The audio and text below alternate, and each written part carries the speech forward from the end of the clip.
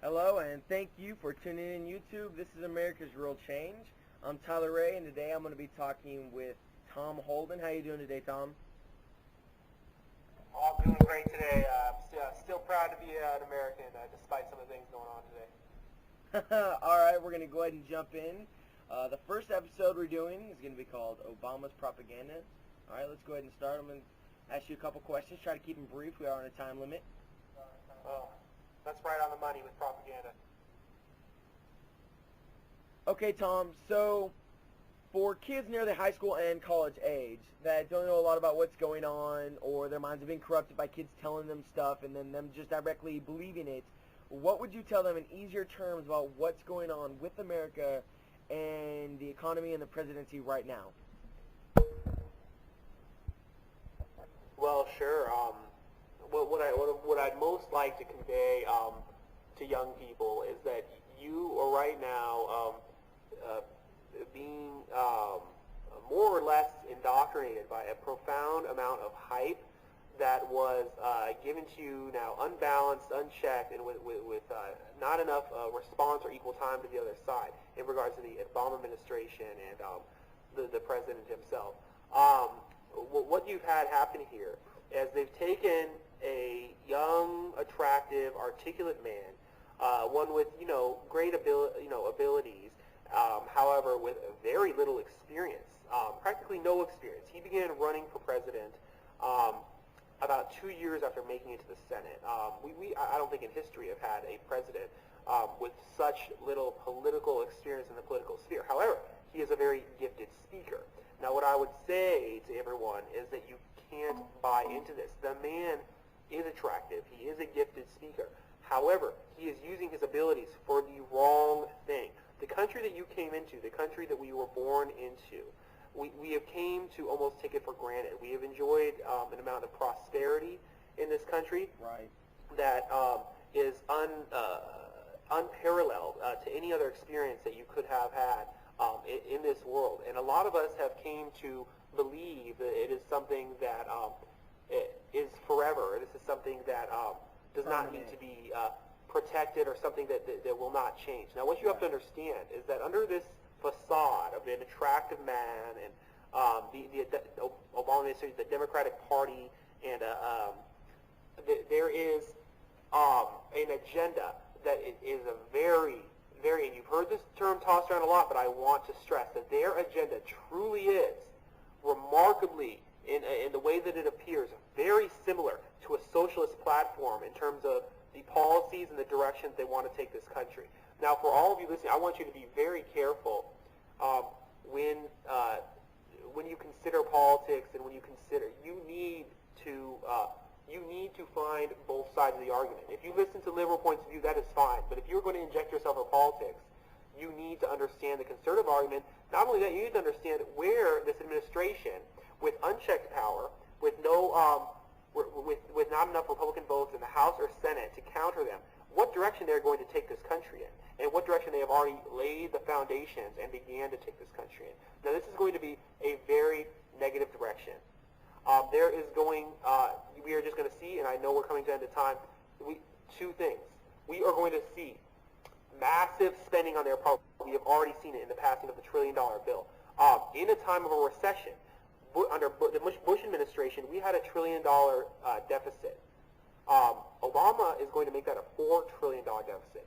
Also, he is going to raise taxes on small businesses in America. Unlike what he said, people who earn more than $250,000 fall into the small business bracket, and they will be taxed. And those small businesses are responsible for 40% of the jobs in this country. That is going to have a severe impact on all of us and our ability, our employers, and just the general inflation in regards to the prices of our food, the prices of our services, and the whole everything else. We have to be very, very careful when we decide what and what not to believe and who we vote for, especially when it comes to in 2 years, and if we're going to put more Republicans. What I suggest all of you should work towards is finding. All right, Tom.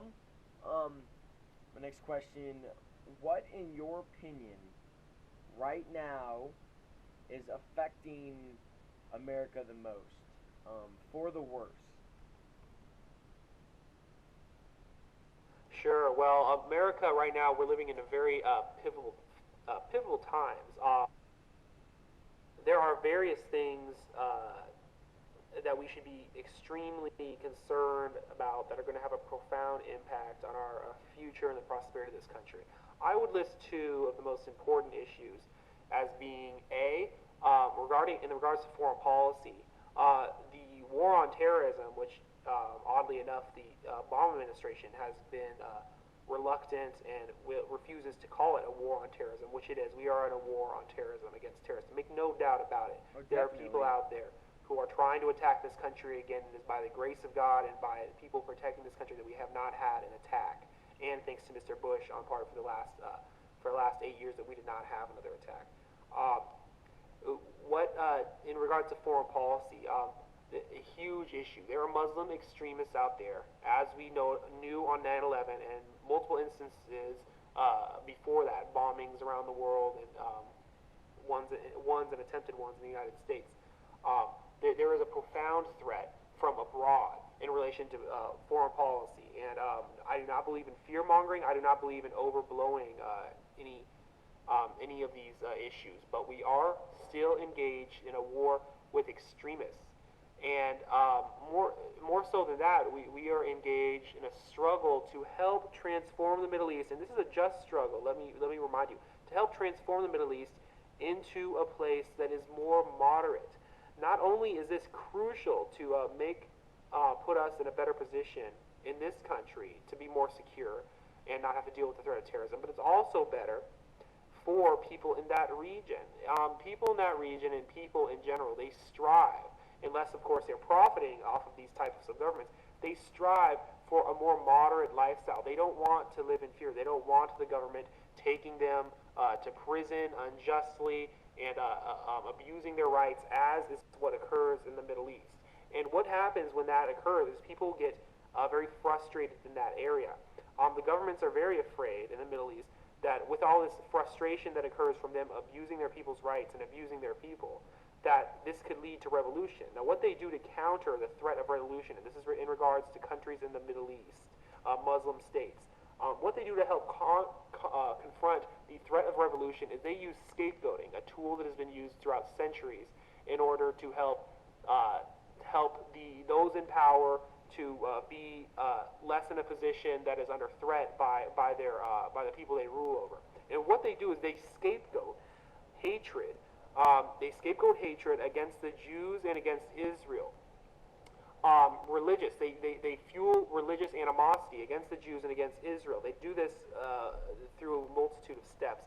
One major one would be the setting up of madrasas, and which are the schools in the Middle East, the religious schools they send their youth to, and they also do by just funding radicalized Islam and propping up radicalized figures in the religious realm that help to stir up angers against the Jews and against the United States. Now, this results in terrorism, my friends. The government there might not necessarily want terrorism to occur against the United States, but what they sure as heck want to do is create an atmosphere where their people are angry at the Jews and at America, and the Jews in America are blamed for the bads or hardships or problems in the world, while the things that are making the people in those countries really live in miserable ways, and it's really the negative things that are impacting them day to day are problems that are brought on by that government and the repression of those people's rights.